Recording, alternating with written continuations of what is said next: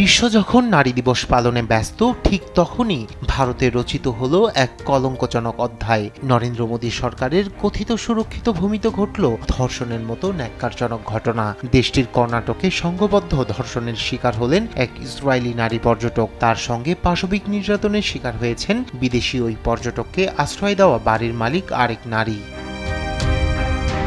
Police জানিয়েছে, স্থানীয় সময় বৃহস্পতিবার রাত 11:30টার দিকে 27 বছর বয়সী ইসরায়েলি পর্যটক ও 29 বছর বয়সী স্থানীয় নারী তুঙ্গভদ্রা লেকের পাশে বসে রাতের প্রকৃতি উপভোগ করছিলেন। এ সময় 3 পুরুষ এসে তাদের উপর পাশবিক নির্যাতন চালায়।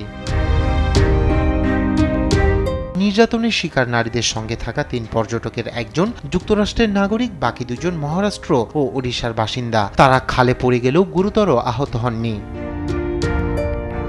কোপ্পাপালের পুলিশ সুপার রামেল আর সিদ্দি জানান, ভুক্তভোগীরা অভিযোগ দাখিল করার পর তাৎক্ষণিকভাবে ব্যবস্থা নেওয়া হয়েছে।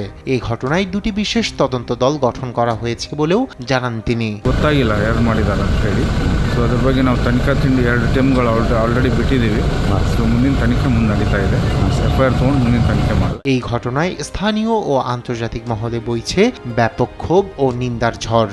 অনেকেই নারীদের নিরাপত্তা নিয়ে প্রশ্ন তুলেছেন এবং দ্রুত বিচারের দাবি জানিয়েছেন। এছাড়া ভারতে পর্যটকদের নিরাপত্তা নিয়ে নতুন করে উঠেছে নানা প্রশ্ন। রায়হান কবির শুভ্র, নিউজ ডেস্ক, দেশ টিভি।